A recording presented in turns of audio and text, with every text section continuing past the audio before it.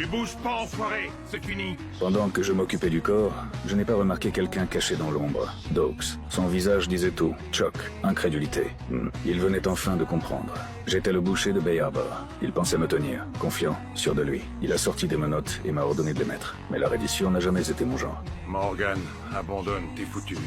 J'ai fait semblant d'obéir et refermé les menottes sur mes poignets. Puis je me suis avancé vers lui. Je savais qu'il ne tirerait pas. Doucement, pas si vite, Morgan. Je fais ce que vous me demandez. Tu ralentis. À l'instant où il a baissé sa garde, j'ai retourné la situation en quelques secondes. C'est Doakes qui s'est retrouvé enfermé dans une cage d'acier. Je n'avais pas l'intention de le tuer, pas encore. J'ai continué ma vie normalement. Le travail, la maison, comme si de rien n'était. Mais à son réveil, il a tenté de s'échapper. Quand je suis rentré, il tirait le téléphone vers lui avec sa ceinture. Il a vite recouvert l'appareil avec ses vêtements, feignant l'innocence. Je lui ai tendu une bouteille d'eau. Il l'a bu sans hésiter. Quelques minutes plus tard, il s'est effondré. À son réveil, il a vu la vérité. Mes outils, ses instruments de mort. Pour la première fois, il a compris qu'il m'avait complètement sous-estimé.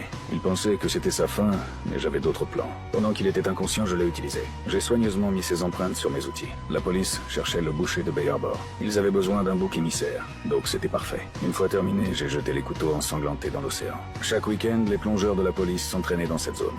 Ce n'était qu'une question de temps avant qu'ils ne trouvent les preuves. Et ils les ont trouvées. Les couteaux ont été remontés devant tout le département. L'enquêteur en chef a annoncé le résultat. Couvert des empreintes de Doakes. Il était devenu leur suspect numéro 1.